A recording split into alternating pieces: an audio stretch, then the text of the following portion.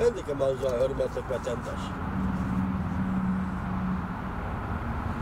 Şöyle söhbetini bir yere gelelim. Amerika belki 90 gün vakti yana uzartışı mümkün. Mavzulu haber 2. ayının 10. günü Cenab-ı Seher gezisi ilan kılın. Haber bundan başlar. Amerika Cumhuriyeti söhbeti 90 gün yaklaşık o vakit yetip geldi. Lakin söhbet yoruklukta çıkmadı. Bazı haberlerde görüştükçe Amerika taraf vakitini uzatmakçı bulunmadı. Haber esaslanğandı. Gerçi növbette Prezident Trump 3. ayının 1. günden burun Cumhuriyet'in rəhbəri Xi Jinping bilen görüşmeydiğen bolsa-mı Aksaray'da haberdar kişiler bunda kaşkarı. 3. ayının 1. günü için nemi iş 101'de bilmeyim. Azər bu günler yani de küç kiyigen. Belki Prezident Trump bilen Xi Jinping tılpın arkalık vakitini özgertişi mümkün. Haberdar kişiler yani mındak görsetti. Eğer Amerika taraf, iki tarafların söhbeti ilgirleşme oldu deyip hesaplaydıgan bolsa, 90 günlük möhlet yani özgertilişi mümkün. Amerika avazı mındak görsetti.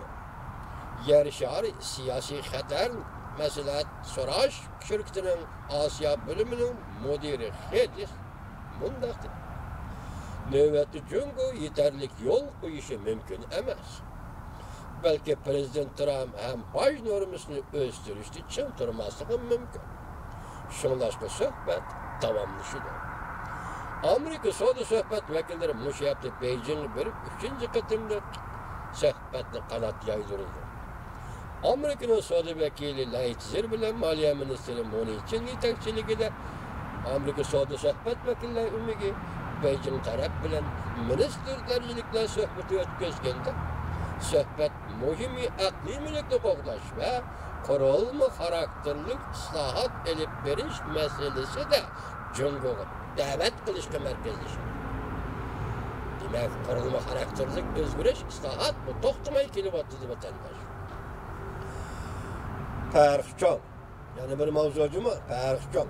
Amerika yani iki çoğun tedbiri bilen Cumhuriyet'e besim işletti. Mavzulu haber 2. ayının 9. günü Kündülük haberle gezitide ilan kılın.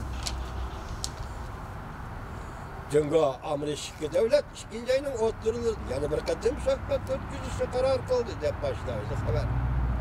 Bu söhbet başlanış beyti oturğanda Amerika hükümeti işgal hareket arkalı Cumhuriyet'e cenebesi işletti. Japonya Kündülük haberdir gizli 10. günümünde haber kıldı. Aksaray 2. ayının 8. günümünde sakardı. Beijing vakti 14. günden 15.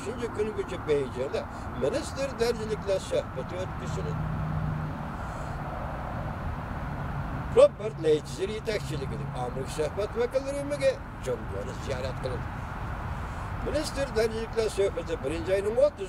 günde 31. günü gücü Washington'da 2. katım ötküzülgenin. Cumhuriyet devlet ilgili gidik şirketlerge itibar biri siyasetin başka kilişimden maddeleri emel kılamdı, kılmamdı deyip tekfirip durduğun fonksiya meselesine mürasselişeş noktalığını tapkılı bulamdı yok diyen mesele güzel nokta aylındı. Sevvedi verdin kilişim imzalayın, lakin nazaret kılım, fonksiya kılım, geptin haddini mi? Noçi yeri şu. Bu mesele Cumhuriyet'in siyasi tüzülmesi berip çetilediğin zor meseleler bolğaçka dikkat vatandaş.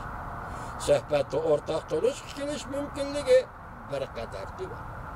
Demek Cumhuriyet'in siyasi tüzülmesi berip çetilevatıda, takılevatıda, tırkışıvatıda diye.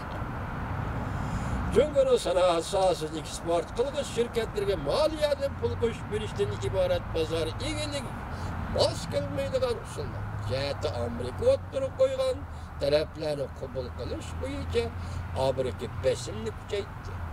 2. ayının 7. gün Amerika hükümeti 2. ayının 11. günü Prezident Trump'ın buyruklu imza koyup Cumhuriyet'te işlep çıkarılgan jor işgiri vasıtalarının Amerika'da işletilişini, setilişini uzun kesilecekleydığanlığını bildirdi. Demek Cumhuriyet'in bu tekniklik şirketleri Amerika'da pazar yok. 2. ayının 11. günü koyulduyken eder. Agar icra qilinadigan bo'lsa, birinchi bo'lib Huawei şirketi va Johnson şirketleri zarbiga uchraydi.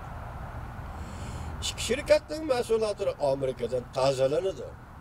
Amerika boshchiligida Huawei şirketi mahsulotlariga ishonmaslik pozitsiyasi hozir Yevropa ittifoqi, Yaponiya, Avstraliya qatorliq bir qancha davlatlarga ta'sir ko'rsatishga boshladi. Bundan boshqa yana Dunyo bankisiga boshliq saylashga prezident Trump Jungoga qattiq qo'l muomala qilgan Davis Malpazni Dunyo bankisiga boshliq qilib tayinladi. Amerika hukumatining boshqa turli harakati Jungoga qaratgan besimni kuchaytirish deb qaraldi. Suhbat ustunlik tutirish va Jungoning murassa kelish mumkinligini kuchaytirish uchun yangidan ikki xil besim Jungoga ishlatildi. Endi suhbat boshlanadi deylar. Yuqorida biz qurilma xarakterlik dedik. Asosiga shu to'g'rida so'zlashdi dedik. Endi Yaponiya xabar gazeti nima dedi? Bu suhbatning jarayoni Jungoning siyosiy tuzilmasiga berib ketilganligi uchun gapning mag'zi mana shu yerda, yadrosi mana shu yerda.